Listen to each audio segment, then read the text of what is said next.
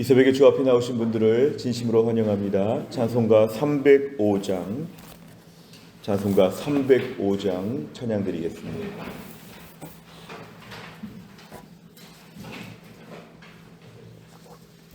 찬송가 305장입니다.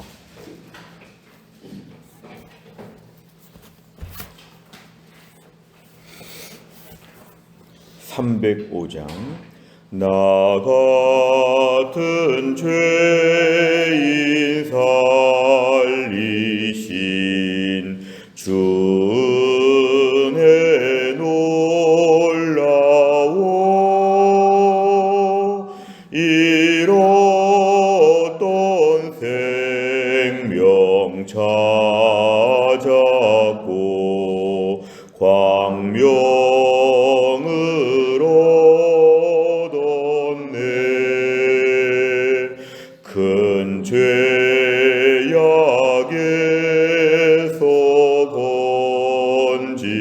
건지신 주 은혜 고마워. 나 처음 믿은 그 시간 귀하고 귀하다. 이제껏 내가 산 것도 주님의 은혜라. 또 나를 장차 본 향해 인도해 주시리. 거기서 우리 영원히 주님의 은혜로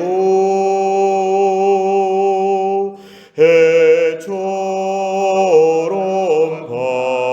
밝게 살면서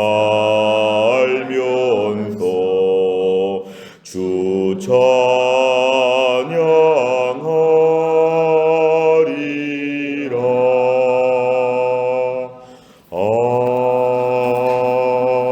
아멘. 하나님 말씀은 사무엘하 24장 10절에서 17절까지입니다. 구약 성경 505페이지 사무엘하 24장 10절부터 17절까지입니다.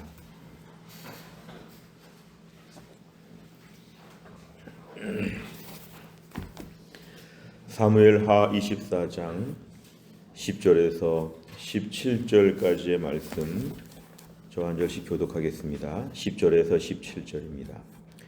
다윗이 백성을 조사한 후에 그의 마음에 자책하고 다윗이 여호와께 아뢰되 내가 이 일을 행함으로 큰 죄를 범하였나이다. 여호와여 이제 간구하옵나니 종의 죄를 사하여 주옵소서. 내가 심히 미련하게 행하였나이다 하니라. 다윗이 아침에 일어날 때에 여호와의 말씀이 다윗의 선견자 된 선지자 갓에게 임하여 이르시되 가서 다윗에게 말하기를 여호와께서 이와 같이 말씀하시기를 내가 네게 세 가지를 보이노니 너를 위하여 너는 그 중에서 하나를 택하라. 내가 그것을 네게 행하리라 하셨다 하라 하시니 가시 다윗에게 이르러 아뢰어 이르되 왕의 땅에 7년 기근이 있을 것이니까 혹은 왕이 왕의 원수에게 쫓겨 석 달 동안 그들 앞에서 도망하실 것이니까 혹은 왕의 땅에 사흘 동안 전염병이 있을 것이니까 왕은 생각하여 보고 나를 보내신 이에게 무엇을 대답하게 하소서 하는지라. 다윗이 갓에게 이르되 내가 고통 중에 있도다. 청하건대 여호와께서는 긍휼이 크시니 우리가 여호와의 손에 빠지고 내가 사람의 손에 빠지지 아니하기를 원하노라 하는지라.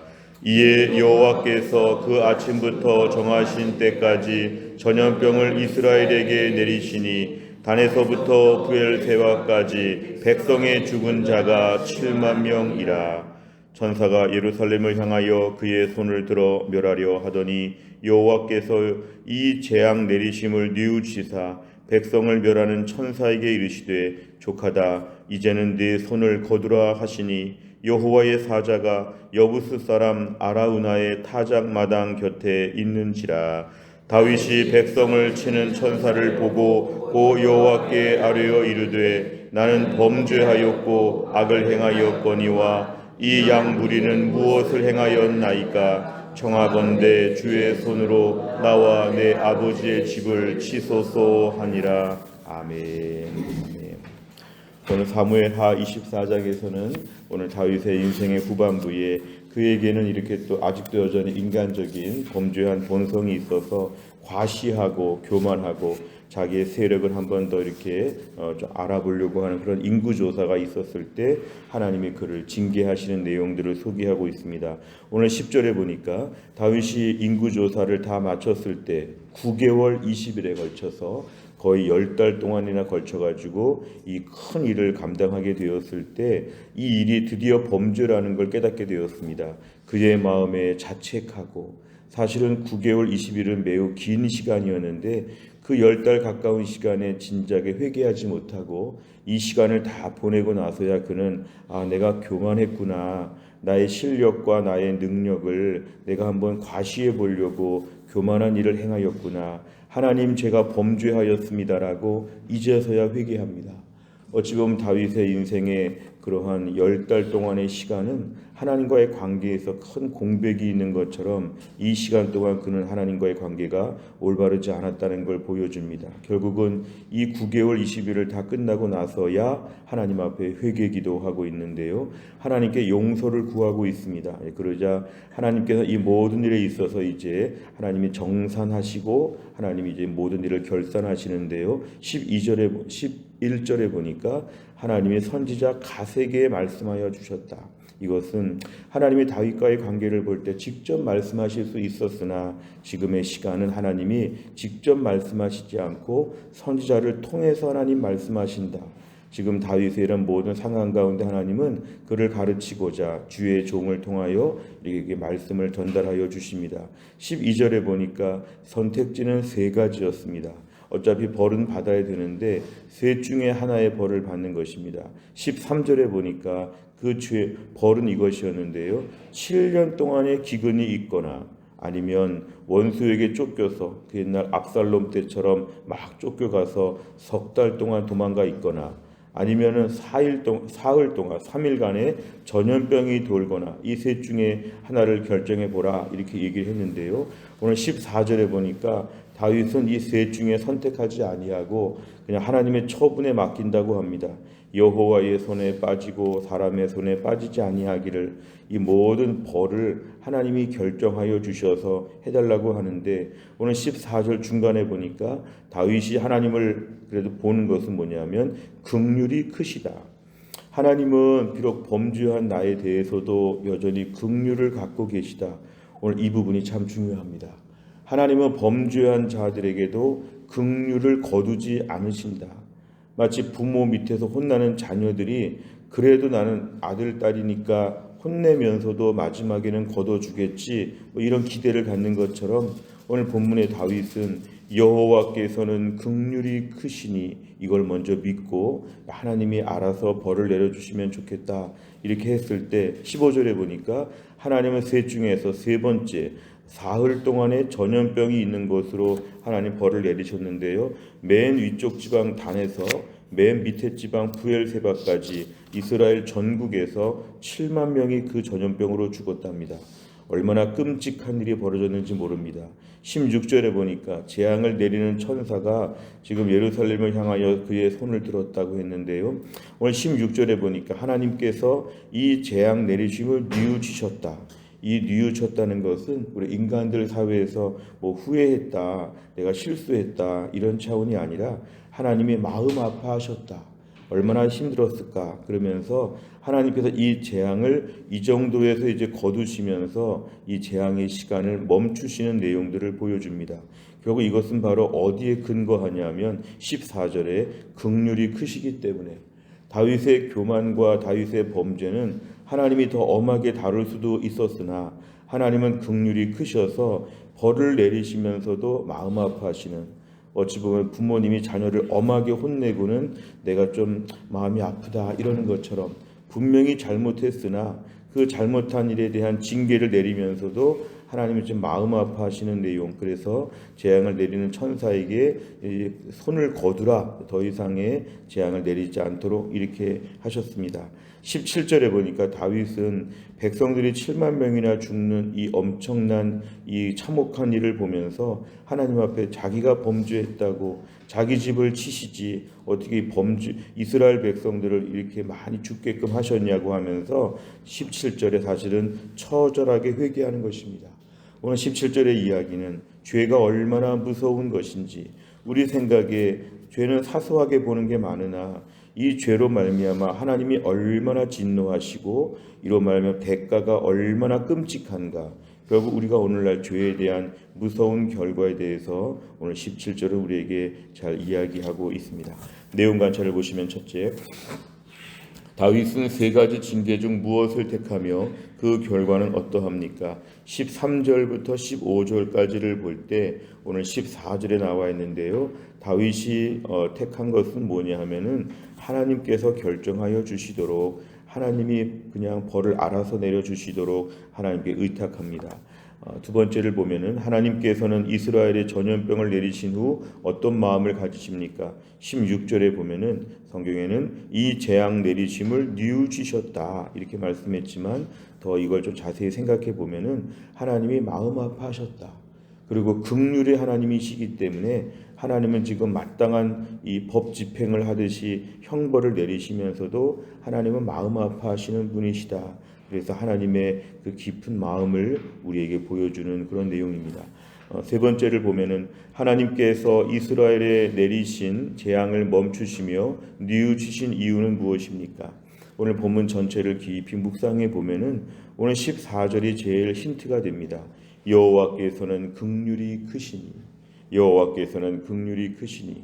오늘 다윗의 범죄에 대해서 하나님께서는 분명하게 짚고 넘어가시고, 아무리 다윗이 왕이 되고 아무리 다윗이 나이가 들어도 하나님은 끝까지 가르치시는데요. 오늘 다윗의 이러한 모습을 하나님이 그냥 넘어가지 않고 하나님이 고치시고 넘어가시는데, 기본적으로 고치시지만 하나님 마음에는 긍휼이 많으시다. 어린 시절에 우리가 자녀들을 향해서 많이 가르치고 양육할 때 혼낼 때가 있으나 혼내고 나서 또 마음이 아픈 것처럼, 또 마음이 너무 상하지 않았을까 걱정하는 것처럼, 바로 이것이 바로 뭐냐면은 하나님 아버지의 마음이시다. 징계를 내리시나 그 징계 가운데 긍휼의 장치가 붙어 있다는 것이죠. 오늘도 하나님께 범죄하면 하나님은 그냥 넘어가지 않습니다. 왜냐하면 우리를 여전히 돌보시기 때문에, 하나님의 그런 돌봄의 대상이기 때문에 우리 죄에 대해서 하나님은 반드시 짚고 넘어가시는데요. 세상 사람들처럼 형벌이라고 하지 않고 우리는 징계라고 합니다. 징계. 성도들은 형벌을 받지 않고 징계를 받는데, 징계의 목적은 교정입니다. 교정. 고치고 온전해지는 것이다. 그런데 그러면서도 하나님께서는 긍휼을 항상 마음에 품고 계시기 때문에 마음 아파하시고 하나님은 돌보고 계시다. 우리가 오늘 이 말씀을 좀 우리의 삶에 묵상해 보면은 하나님께서 오늘도 우리의 삶에 있어서는 우리의 잘못한 부분에 대해서 그냥 넘어가지 않으실 것입니다. 하나님은 오늘도 우리 죄에 대해서 우리를 온전케 만드시기 위해서 하나님은 저희들에게 모든 걸 다 따끔하게 하나님은 다루실 것입니다. 명백한 불순종에 대해서, 또 하나님 앞에서의 명백한 반역에 대해서 하나님이 오늘도 그냥 넘어가실 리가 없고 반드시 다루신다는 걸 알아야 되는데요. 우리가 어제의 말씀과 오늘 말씀을 같이 볼 때, 그러나 하나님은 그 가운데서도 오늘도 우리를 긍휼히 보신다. 아무리 혼나도 하나님은 자녀라고 하는 신분을 유지하여 주신다. 흔히 우리가 쓰는 말로 호적에서 판다 이런 말들도 하는데요. 하나님은 우리를 호적에서 파지 않으신다는 것이죠. 아무리 범죄해도 원래 범죄한 인간을 부르셨고 아직도 죄에 대한 잠재력이 다 있고 아직도 우리 안에 범죄한 본성이 가득한 걸 아시지만, 하나님은 그래도 우리를 아들, 딸로 보신다는 것, 이게 매우 중요합니다. 그래서 오늘의 말씀은 하나님 앞에서 잘못할 수 있는데요, 하나님의 벌을 내리시기도 하는데요, 우리가 할 수 있는 것은 지금이라도 긍휼을 붙잡고 매달리는 것입니다. 기독교의 가장 큰 강점은 이것입니다. 용서를 구할 수 있다. 아무리 밑바닥에 있어도 용서를 구할 수 있다. 하나님 앞에서 완전히 끝난 결판은 없다는 것입니다. 오늘도 저 끝에 가 있어도, 저 바다 끝에 가 있더라도 하나님 앞에서 그 자리에서 긍휼을 구하면 하나님이 저희들을 날아오셔서 우리를 낚아채시고 우리에게 다시 한번 아들, 딸의 권세와 능력과 은혜를 베풀어 주신다는 것. 우리를 혼내시지만 매정하게 혼내지 않으시고 어서 온전해지도록 우리를 돌보시는 하나님. 오늘의 말씀의 핵심은 나를 오늘도 많이 사랑하신다 묵상하시기 바랍니다. 우리 가운데 몸이 아픈 분들이 계시고 직장에 어려운 분들이 계시고 여러 가지로 신앙적으로 슬럼프에 빠진 분도 계시고 형편과 사정이 다 다를 수 있습니다.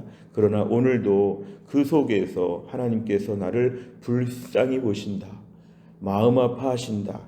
사춘기의 자녀들이 한참 어긋날 때 우리 부모가 눈물을 흘리며 기도하는 것처럼 그렇게 속상해서 그 거친 아이들을 막 안아주고 품는 것처럼 하나님께서 오늘도 우리를 안아주고 품으신다는 것을 믿어야 합니다.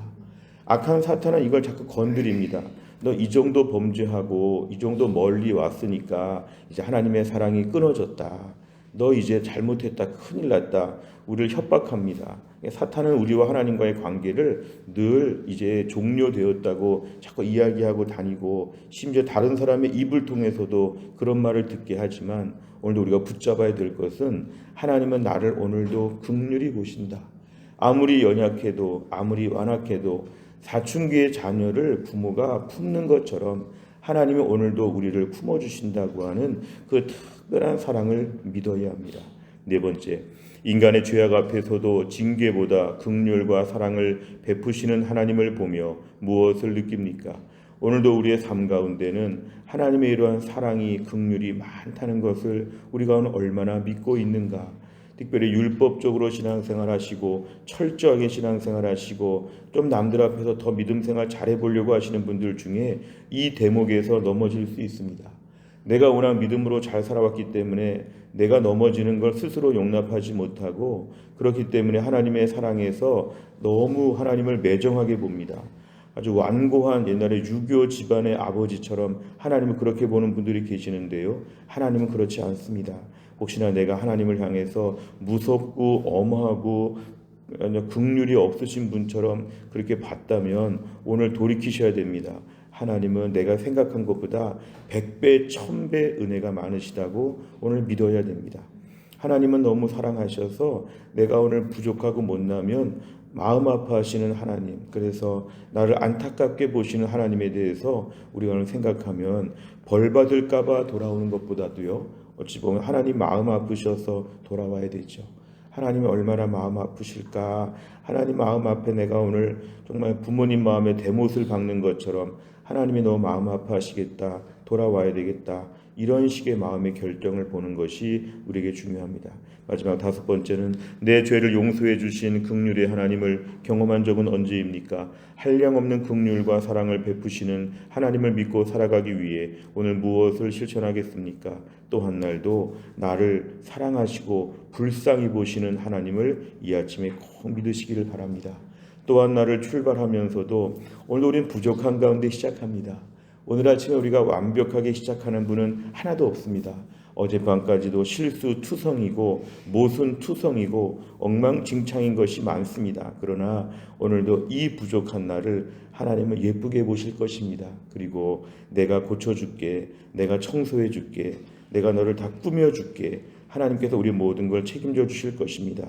오늘 하루도 이 아침을 출발하면서 절망과 탄식과 후회보다는 하나님이 나를 얼마나 꾸며주실까, 얼마나 고쳐주실까, 부족한 거 다 아시는 하나님께서 나를 사랑하신다고 하니까 그 사랑을 믿고 어깨를 펴고 가슴을 펴고 당당하게 또한 나를 사랑받는 자녀로서 출발할 수 있기를 주의 이름으로 축원합니다. 기도하겠습니다.